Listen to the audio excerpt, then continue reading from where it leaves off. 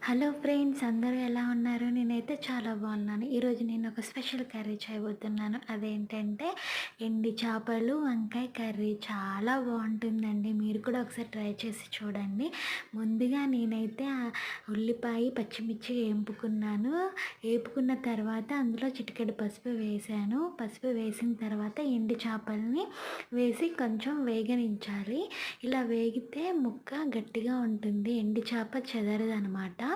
ఇలా వేగిన దాంట్లో చిటికెడు అల్లం పేస్ట్, కొంచెం అల్లం పేస్ట్ వేసుకుంటే మీకు మంచి టేస్ట్ ఫ్లేవర్ బాగుంటుంది. మసాలా ఫ్లేవర్కి బాగుంటుందన్నమాట.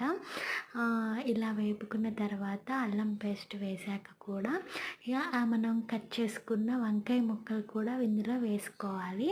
ఇందులో వేసుకొని మనం చక్కగా మిక్స్ చేసుకోవాలి. మిక్స్ చేసుకున్న తర్వాత ఇది కొంచెం మగ్గనివ్వాలి. సిమ్లో పెట్టి మగ్గనివ్వండి, అడుగంటకుండా ఉంటుంది. తర్వాత అది మగ్గిన తర్వాత టమాటా ముక్కలు వేయాలి.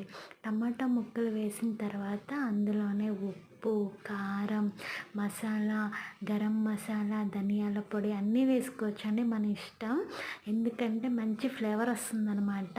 ఎండు చేపలు వేసాం కదా, టేస్ట్ బాగుంటుంది. నేనైతే వేస్తాను. నాకు చాలా ఇష్టం ఇలా కర్రీ చేసుకొని తినాలి అంటే.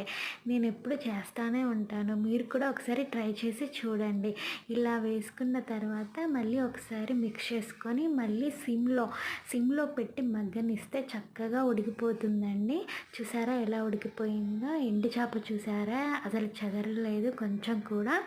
బాగుంది కదా, చూస్తేనే నోరూరిపోతుంది.